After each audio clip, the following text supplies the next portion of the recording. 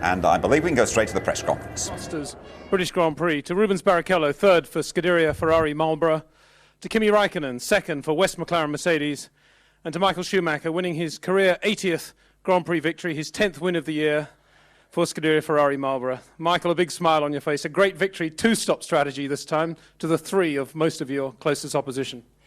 Yeah, obviously I was amazed about how the race went. I thought we had a very good option and strategy for the race, but that it would pay out so early, leading the race so early, basically after my first pit stop, coming in front of and ahead of everybody, that was not the plan, honestly. But my car was just going so well in these last laps when I had free track, and I was able to close the margin I had on Kimi, which he pulled out in his first 11 laps, and that was just phenomenal. And after this, it was just controlling it. Lucky, obviously, with the strategy I had, that Kimi was behind me. I could control that. It was tight in a couple of areas, but not too tight. And very interesting, obviously. Well, of course, what you could not predict was the safety car coming out about 20 laps from the end, and then it was gloves off, racing to the finish.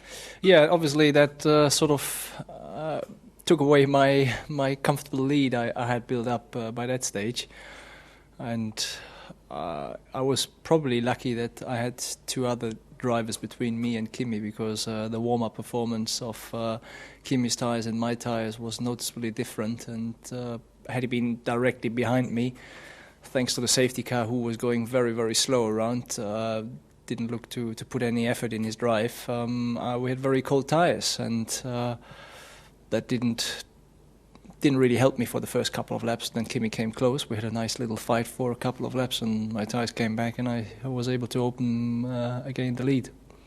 It was pretty close, but both you and Rubens have been saying all weekend how good the car's been, particularly on fast corners here. Is that where you had the advantage over Kimi towards the end?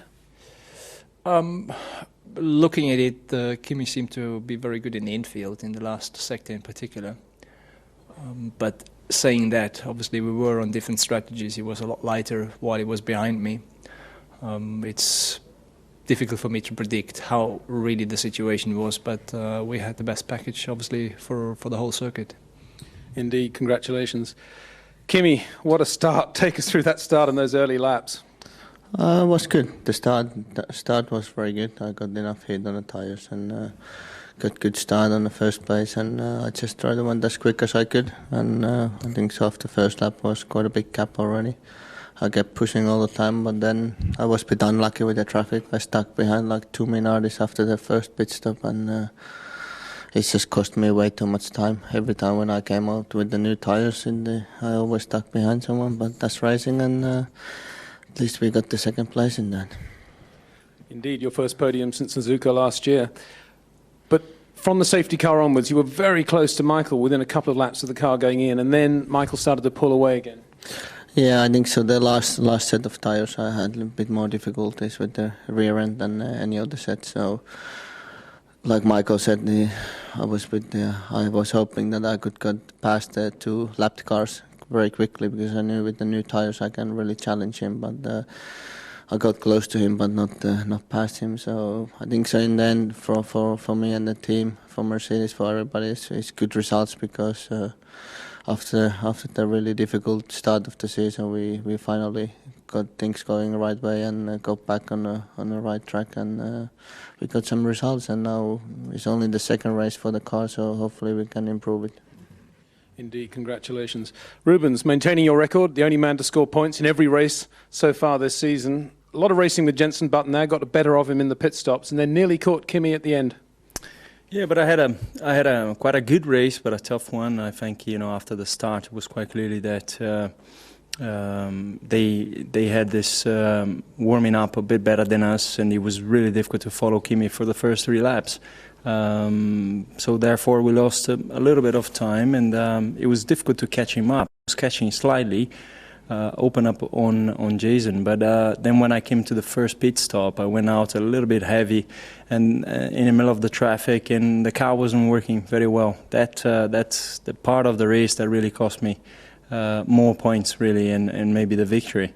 After all, it was quite clearly that Michael on a two-stop, he was doing a superb job and he was going to win. So when I saw the safety car, then everything was alive again.